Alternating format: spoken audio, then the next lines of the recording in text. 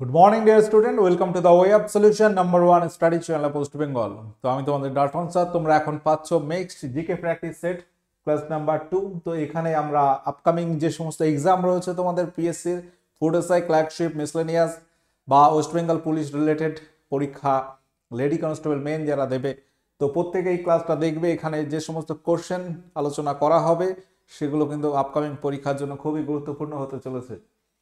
তো আমাদের যে ক্লাস রুটিন পাচ্ছ তোমরা, জানুয়ারি মাসের এই ক্লাস রুটিন পাচ্ছ।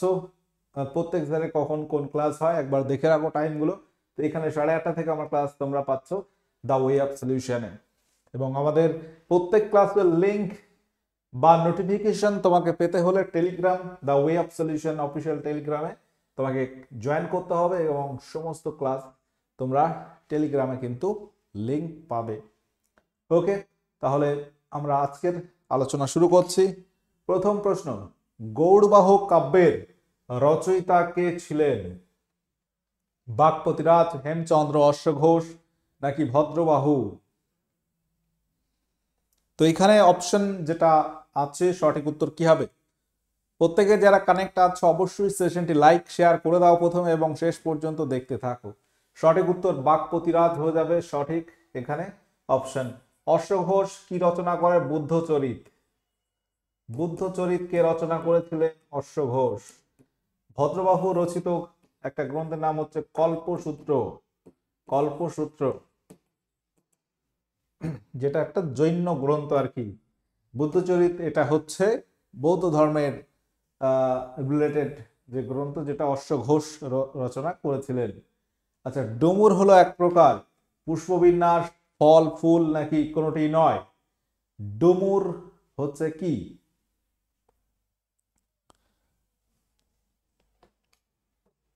তো এখানে যে অপশনগুলো আছে, অপশন এ মনে রাখবে সঠিক আছে। ডুমুর হচ্ছে একটা পুষ্পবিন্যাস বলা হচ্ছে। পারদের ঘনত্ব কত? পারদ আমরা কি বলি যে সাধারণ উষ্ণতায় তরল ধাতু। পারদ সম্পর্কে অনেক কথা বলা যায়। পারদের সংকেত হচ্ছে Hg, যার ইংরেজিতে বলা হয় মার্কারি। মার্কারি মানে পারদ, সংকেত কিন্তু Hg। আচ্ছা, এই পারদ একটা কি তরল ধাতু, যেটা তাপ ও তড়িতের খুবই সুপরিবাহী এবং এর ঘনত্ব কিন্তু অনেকটাই বেশি। পারদে বলা হচ্ছে লোহা ভাসে, তো পারদের ঘনত্ব লোহার থেকে বেশি, 13.6 গ্রাম পার ঘন সেমি। পারদ দূষণের কি রোগ হয়? মিনামাটা রোগ হয়।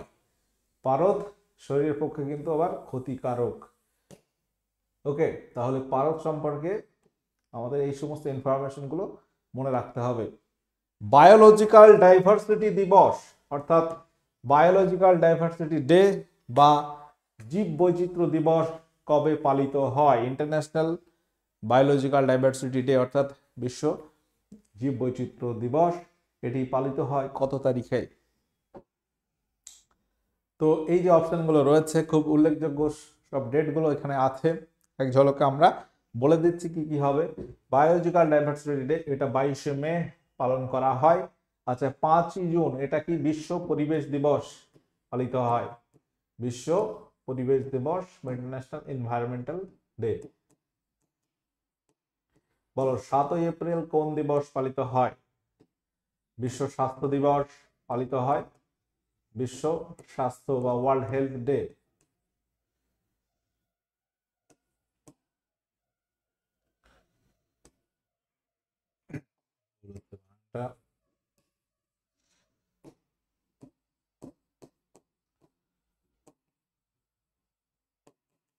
এবং 16ই সেপ্টেম্বর যেখানে বিশ্ব ওজন দিবস পালিত হয়।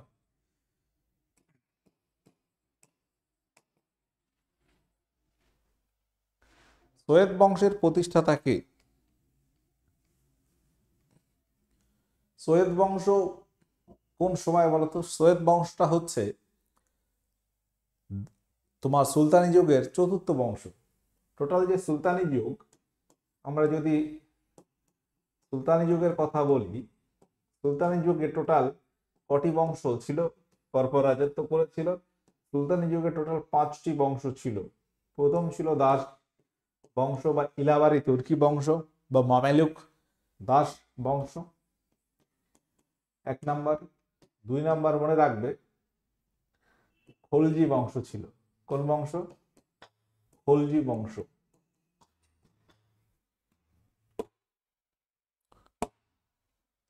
3 নাম্বার হচ্ছে তুগলক বংশ, তুগলক বংশ। এবং 4 নম্বর আসবে সৈয়দ বংশ। সৈয়দ বংশের প্রতিষ্ঠাতা হচ্ছে খিজির খাঁ। অপশন বি সঠিক উত্তর আছে, খিজির খাঁ সৈয়দ বংশের প্রতিষ্ঠাতা। তো এই সৈয়দ বংশের সূচনা কাল যদি আমরা বলি কত সাল থেকে কত সাল বলো তো? এটা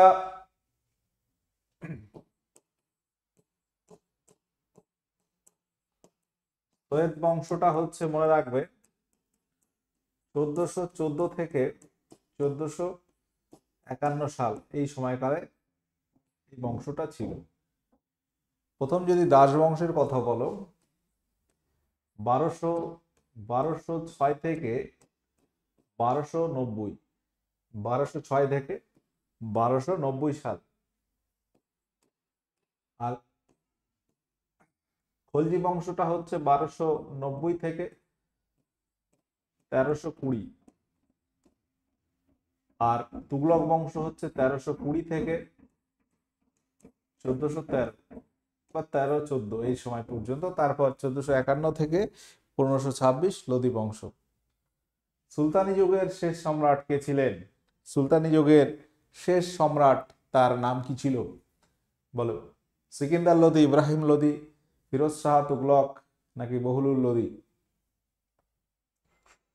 টোটাল সুলতানি যুগ যদি বলা হয় শেষ বংশ হচ্ছে লোদি বংশ। লোদি বংশ হচ্ছে লাস্ট বংশ। লোদি বংশের সময়কালটা আমরা কত বললাম? লোদি বংশটা হচ্ছে তোমার, লোদি বংশটা কত সাল থেকে কত সাল? 1451 থেকে 1526। এবং লাস্ট যে সম্রাট থাকেন তিনি হচ্ছেন ইব্রাহিম লোদি। ইব্রাহিম লোদির শেষ সুলতানি যুগের সম্রাট। ইব্রাহিম লোদিকে পরাজিত করছে বাবর এবং মুঘল যুগের সূচনা হয়, তাই তো? তো পানিপথের প্রথম যুদ্ধে ইব্রাহিম লোদি পরাজিত হয়। তো লোদি বংশর সময়কালটা এখানে, এবং 3 জন রাজা ছিল, বহুলুল লোদি, সিকিন্দার লোদি এবং ইব্রাহিম লোদি। এই 3টি রাজা লোদি বংশে ছিল। বাহমনি রাজবংশের শ্রেষ্ঠ সুলতান কে ছিলেন? বাহমনি রাজবংশ, বিজয়নগর বাহমনি, যেটা দক্ষিণ ভারতে স্বাধীন রাজ্য হিসেবে গড়ে উঠেছিল বা প্রতিষ্ঠিত হয়েছিল।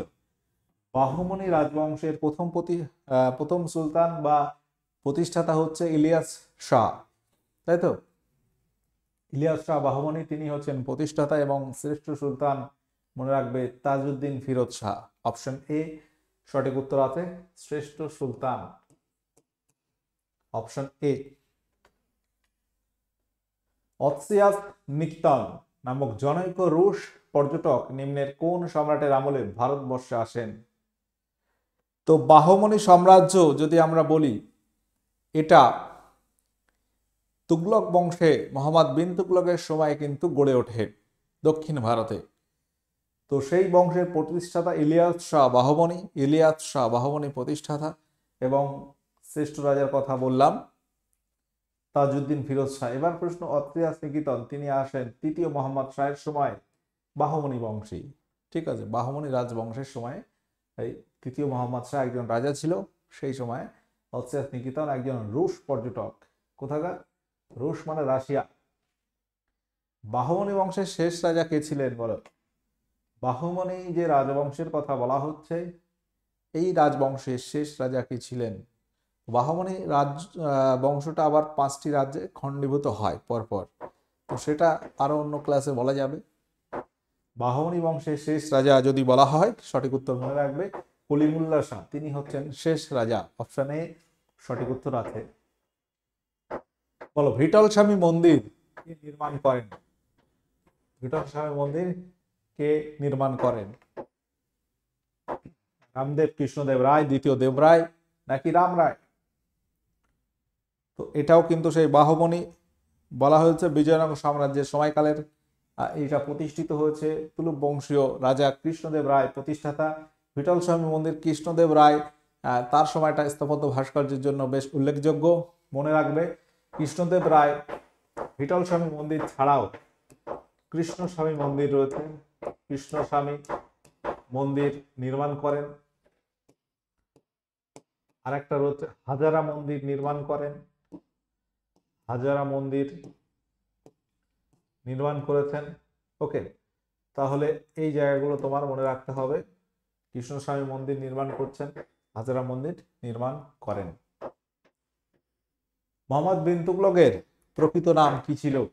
বহুবার কোশ্চেনটা এসছে, তো মধ্যযুগের ওই জায়গাগুলো থেকে কিছু প্রশ্ন আলোচনা করে দিলাম যাতে করে তোমাদের এক জায়গায় কিছু ইনফরমেশন নোট করা থাকে। মোহাম্মদ বিন তুগলক, তিনি তুগলক বংশের রাজা ছিলেন, তাই তো? তো তার প্রকৃত নাম ছিল জুনা খা, অপশন এ। মোহাম্মদ বিন তুগলক আলাউদ্দিন খলজির সময় কিন্তু সৈন্যবাহিনীতে ছিল, সেনাবাহিনীতে ছিল Mohammad bin Tughlaq.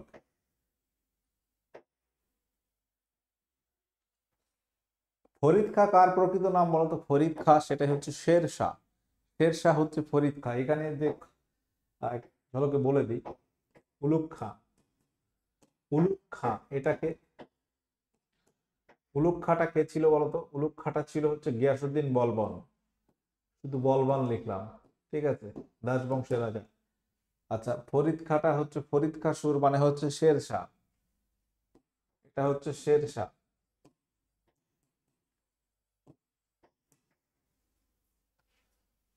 Flood of fire বইটি কার লেখা? ফ্লাড অফ ফায়ার এই বইটি কে লিখেছেন? অমিত মিত্র, অমিত চৌধুরী, অমিতাভ ঘোষ নাকি অতুল কে ঠাকুর? ফ্লাড অফ ফায়ার বইটি রচয়িতা নাম কি? এখানে স্টুডিওর উপরে কাজ হচ্ছে, একটু আওয়াজ আসবে, টুকটাক করে আওয়াজ আসছে। অমিতাভ ঘোষ, অপশন সি এখানে সঠিক উত্তর হয়ে যাবে, অপশন সি। আইএমএফ এর বর্তমান এমডি কে? Managing director. আইএমএফ এটা মানে কি বলতো? আইএমএফ এর ফুল ফর্ম কি? International monetary fund. International monetary fund এর হেডকোয়ার্টার কোথায় আছে? মনে রাখবে, ওয়াশিংটন ডিসি। ওয়াশিংটন ডিসি এটা কোথায় বলতো? এটা হচ্ছে ইউএসএ রাজধানী, ক্যাপিটাল অফ ইউএসএ। টাকা পয়সা রিলেটেড যদি বলা হয়, টাকা পয়সা রিলেটেড বললেই তুমি চলে যাবে কোথায়? ওয়াশিংটন ডিসিতে। যেমন আইএমএফ ছাড়াও ওয়ার্ল্ড ব্যাংক, ওয়ার্ল্ড ব্যাংক এটা কোথায় রয়েছে? ওয়ার্ল্ড ব্যাংক এটা আছে, মনে রাখবে, তোমার ওয়াশিংটন ডিসিতে হেডকোয়ার্টার। তো এই আইএমএফ এর ম্যানেজিং ডিরেক্টর হচ্ছে ক্রিস্টালিনা জর্জিভা।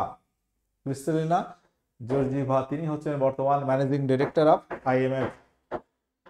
মালদ্বীপের বর্তমান রাষ্ট্রপতির নাম কি? মালদ্বীপ ভারতবর্ষের প্রতিবেশী একটা দেশ, মালদ্বীপ, তাই তো? মালদ্বীপ মিনি কয় 8 ডিগ্রি চ্যানেল রয়েছে, লাক্ষাদ্বীপ মিনি কয় 9 ডিগ্রি চ্যানেল আছে। তো মালদ্বীপ, যার রাজধানী হচ্ছে মালে, মালদ্বীপের রাজধানীর নাম মালে। তো এই মালদ্বীপের বর্তমান রাষ্ট্রপতি কে আছেন? পরীক্ষা একবার এসেছিল এইরকম প্রশ্ন, ডব্লিউবিসিএস প্রিলিমসে এসেছিল। তো মালদ্বীপের বর্তমান রাষ্ট্রপতি হচ্ছে মোহাম্মদ মইজু, মইজু বা মইজু। তো তিনি হচ্ছেন বর্তমান রাষ্ট্রপতি। এর আগে ছিল ইব্রাহিম মোহাম্মদ সালি, অপশন বি, এটা নোট করবে, ঠিক আছে? কোশ্চেনটা খুব ইম্পর্টেন্ট আছে, মনে থাকবে। আচ্ছা, পরবর্তী প্রশ্ন, ওয়ার্ল্ড ডে ফর ওয়ার অরফ্যানস কবে পালিত হয়? অর্থাৎ যুদ্ধক্ষেত্রে যারা অরফান মানে কি, যারা হচ্ছে অনাথ হয়ে যাচ্ছে, তো তাদের জন্য একটা দিবস পালিত হয়, তাদেরকে তাদের কেন্দ্র করে। সেটা কত তারিখে পালিত হয়? 3 জানুয়ারি, 4 জানুয়ারি, 5 জানুয়ারি নাকি 6 জানুয়ারি? তো এখানে সঠিক উত্তর হচ্ছে অপশন ডি হয়ে যাবে, 6 জানুয়ারি। তো 4 জানুয়ারি ব্রেইল দিবস, যেটা আগামীকাল, তাই তো? ব্রেইল দিবস পালিত হয় 4 জানুয়ারি। এবং এখানে মনে রাখবে 6 জানুয়ারি যেটা ওয়ার্ল্ড ডে ফর ওয়ার অরফ্যানস পালিত হয়। 57তম জ্ঞানপীঠ পুরস্কার পেলেন কোন সাহিত্যিক? 57তম জ্ঞানপীঠ অ্যাওয়ার্ড জ্ঞানপীঠ অ্যাওয়ার্ড ভারতবর্ষের সাহিত্য ক্ষেত্রে সব থেকে বড় অ্যাওয়ার্ড, সর্বোচ্চ সম্মান বলা হয় জ্ঞানপীঠ পুরস্কারকে। তো এটা বিভিন্ন সাহিত্য থেকে দেওয়া হয়, ভারতবর্ষে যে সমস্ত সাহিত্য রয়েছে বা বিভিন্ন ভাষার সাহিত্য থেকে দেওয়া হয়। তো এই 57তম জ্ঞানপীঠ পুরস্কার পেয়েছিলেন সাহিত্যিক দামোদর মৌজু। যদি বলা হয় কোন ভাষা থেকে, কঙ্কনি, কঙ্কনি ভাষা থেকে। কঙ্কনি ভাষাটা কোথায়? গোয়াতে, তাই তো। কঙ্কনি ভাষা থেকে তিনি এই জ্ঞানপীঠ পুরস্কার পাচ্ছেন, তার লেখা থেকে আর কি। নীলমণি ফুকন তিনি পেয়েছিলেন 56তম জ্ঞানপীঠ অ্যাওয়ার্ড। প্রথম জ্ঞানপীঠ পুরস্কার পায় জি শঙ্কর ক্রুপ, এবং পশ্চিমবঙ্গের প্রথম জ্ঞানপীঠ পুরস্কার প্রাপক তারাশঙ্কর বন্দ্যোপাধ্যায়, এবং মহিলাদের মধ্যে প্রথম আশাপূর্ণা দেবী, তিনি মহিলাদের মধ্যে পশ্চিমবঙ্গে প্রথম। ভানস্তা জাতীয় উদ্যান এটি কোথায় অবস্থিত? ভানস্তা একটা ন্যাশনাল পার্ক, এটি কোথায় অবস্থিত? উত্তরপ্রদেশ, গুজরাট, রাজস্থান নাকি মধ্যপ্রদেশ? ভানস্তা জাতীয় উদ্যান এটি কোন রাজ্যে অবস্থিত? সঠিক উত্তর মনে রাখবে, এটি গুজরাটে অবস্থিত। স্ট্যাবলিশ হয়েছিল 1979 সালে এই জাতীয় উদ্যানটি, এই ন্যাশনাল পার্ক। গুজরাটে এছাড়াও রয়েছে গির অরণ্য বা গির ন্যাশনাল পার্ক উল্লেখযোগ্য। সিকিমের শেষ স্বাধীন শাসক কে? তো সিকিমে আগে রাজার পদ ছিল।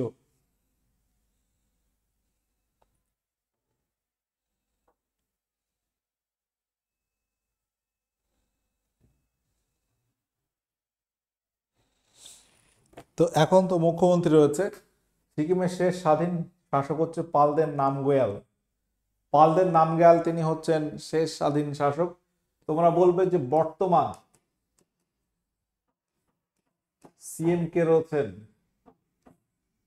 সিকিমের, অর্থাৎ চিফ মিনিস্টার, মুখ্যমন্ত্রী, তিনি হচ্ছেন প্রেম সিং তামাং। প্রেম সিং তামাং তিনি হচ্ছেন বর্তমান সিএম। নবান্ন নাটকের লেখক কে?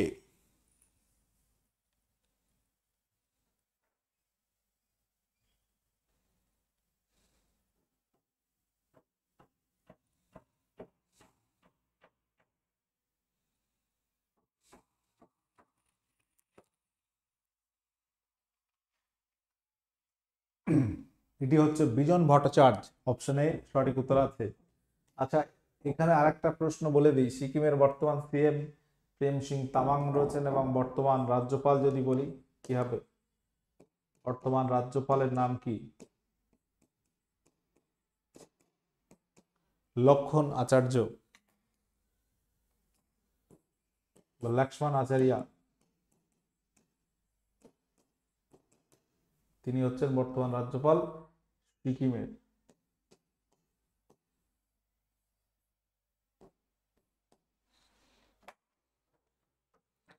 এখানে অপশন এ হয়ে গেল সঠিক উত্তর। গম্ভীরা, গম্ভীরা কোন রাজ্যের একটি স্বীকৃত লোকনৃত্য? গম্ভীরা উড়িষ্যা, পশ্চিমবঙ্গ, অসম নাকি বিহার? বলো কি হবে সঠিক উত্তর। এখানে সকলে সেশনটি লাইক করো, শেয়ার করো। যারা কানেক্ট হয়ে আছে অবশ্যই শেষ পর্যন্ত দেখতে থাকো। তো গম্ভীরা এটি আমাদের ওয়েস্ট বেঙ্গলে একটা স্বীকৃত লোকনৃত্য। তো আমাদের টিডব্লিউএস একাডেমি অ্যাপে কিন্তু পেড ব্যাচ চলছে, ফাউন্ডেশন ব্যাচ, সমস্ত পরীক্ষা রিলেটেড, ডাব্লিউবিকে, পিএসএসসি, জিডি, উদ্যম ব্যাচ, পিএসসি ফ্ল্যাগশিপ, মিসলেনিয়াস এবং ফুড এসে। এখানে অলরেডি 3 মাস লাইভ ক্লাস হয়ে গেছে। আচ্ছা, ডব্লিউপিএসসি রিলেটেড প্র্যাকটিস ব্যাচ কিন্তু চলছে। তোমরা যারা কানেক্ট আছো একবার দেখে রাখো, এখানে কিন্তু আমাদের সোম থেকে শনি লাইভ ক্লাস, সমস্ত বিষয় অধ্যায়ভিত্তিক, পিডিএফ নোট, লাইভ মিস করলে রেকর্ড দেখতে পারবে, দেখার সুযোগ, ডাউট ক্লিয়ারিং সেশন, বিষয়ভিত্তিক মক টেস্ট তোমরা পাবে।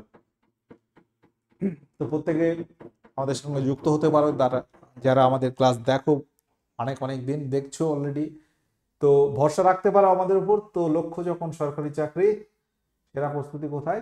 টিডব্লিউএস একাডেমি অ্যাপে।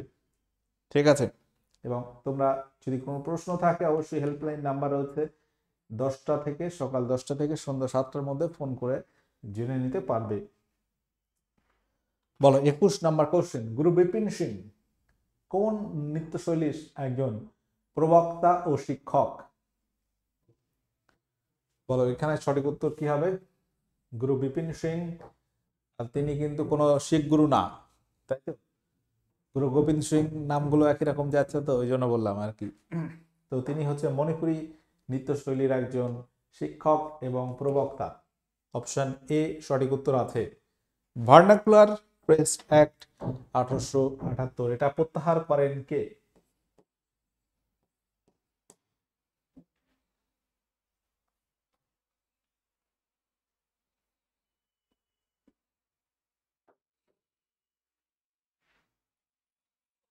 তো জিকে এমন একটা বিষয় তোমার বারবার পড়তে হবে, কিন্তু একবার পড়লে মনে থাকে না, বা জানা বিষয় অনেক সময় পরীক্ষায় ভুল হয়ে যায়, অর্থাৎ কনফিডেন্স ঘাটতে হয়।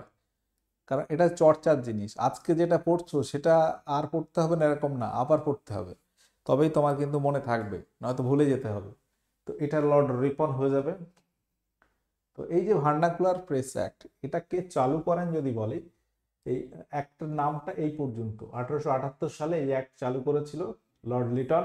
এটা চালু করে, অর্থাৎ দেশীয় ভাষায় সংবাদপত্র নিয়ন্ত্রণ আইন, অর্থাৎ দেশীয় ভাষায় সংবাদপত্র প্রকাশ করা যাবে না, ইংরেজিতে করতে হবে। অর্থাৎ কি ছেপে দিচ্ছে আঞ্চলিক ভাষায়, ওরা তো বুঝতে পারতো না, সেই জন্য এই আইনটা নিয়ে আসছে, যেটা লর্ড রিপনের সময় আবার প্রত্যাহার করা হয়।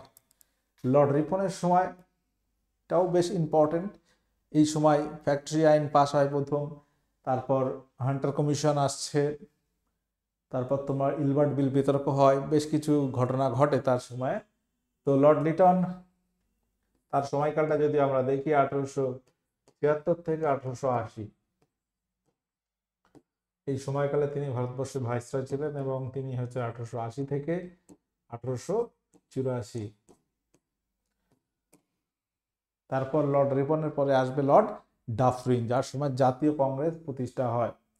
লর্ড নর্থব্রুক, তাকে বলা হয় ভারতের সংবাদপত্রের মুক্তিদাতা। হ্যাঁ, সংবাদপত্রের মুক্তিদাতা। তো তিনি, তার সময়কাল 1835-এর সময়, 1835-এর সময়, তারও আগে সংবাদপত্র নিয়ন্ত্রণ আইন ছিল, তিনি যেটা সংবাদপত্রের মুক্তিদাতা বলা হয় লর্ড নর্থব্রুককে। স্বাধীন ভারতের প্রথম জাতীয় শিক্ষানীতি কোন সালে গ্রহণ করা হয়েছিল? প্রত্যেকে যারা কানেক্ট আছো সঠিক উত্তর দেওয়ার চেষ্টা করো। তো এখানে প্রশ্নটা ভালো করে দেখতে হবে, তারপর অ্যান্সার করবে, নয়তো কিন্তু ভুল হয়ে যাবে। অর্থাৎ এখানে প্রথম জাতীয় শিক্ষানীতি, এটা কিন্তু শিল্পনীতি বলা হয়নি, অনেক 1948 করবে, শিল্পনীতি ভাববে। প্রথম শিল্পনীতি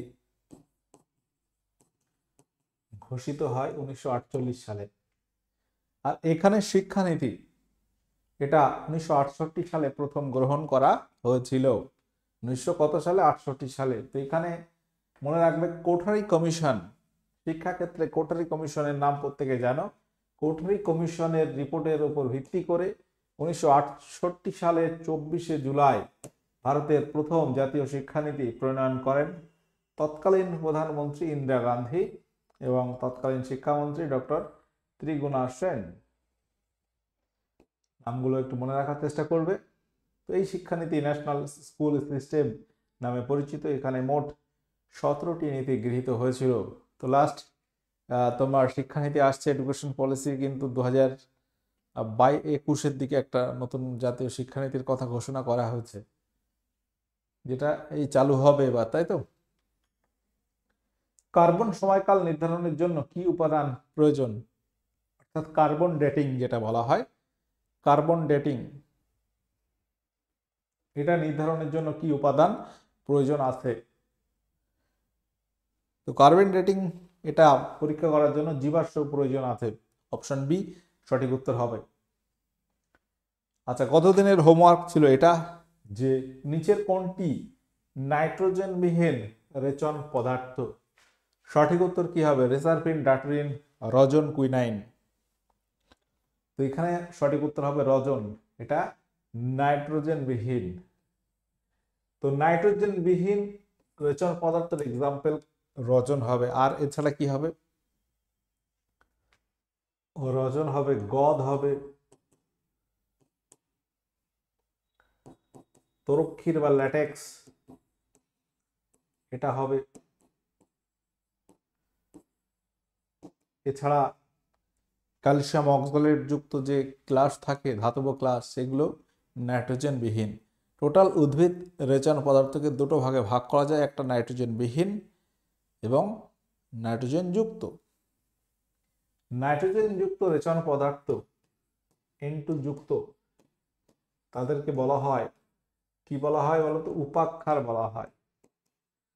কি বলা হয়? উপাক্ষার বলা হয়। এর এক্সাম্পল তোমরা প্রত্যেকে জানো, রেসারপিন, ডাটুরিন, কুইনাইন, অ্যাট্রোপিন ইত্যাদি আছে, নিকোটিন ইত্যাদি হচ্ছে উপাক্ষার।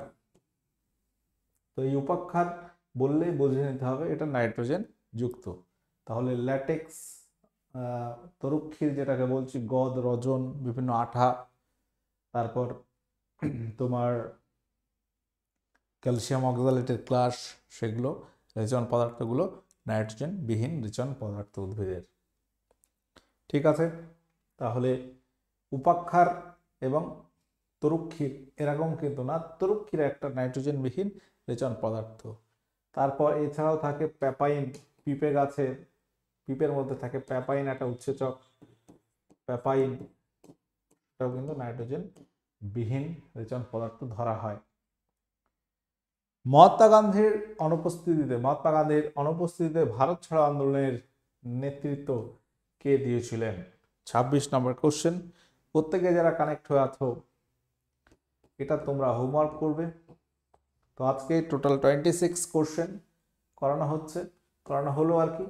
26 এর মধ্যে তোমার কটি সঠিক হয়েছে কমেন্ট করে জানিয়ে দেবে। তো এখানে আমরা আজকের ক্লাস এন্ড করব।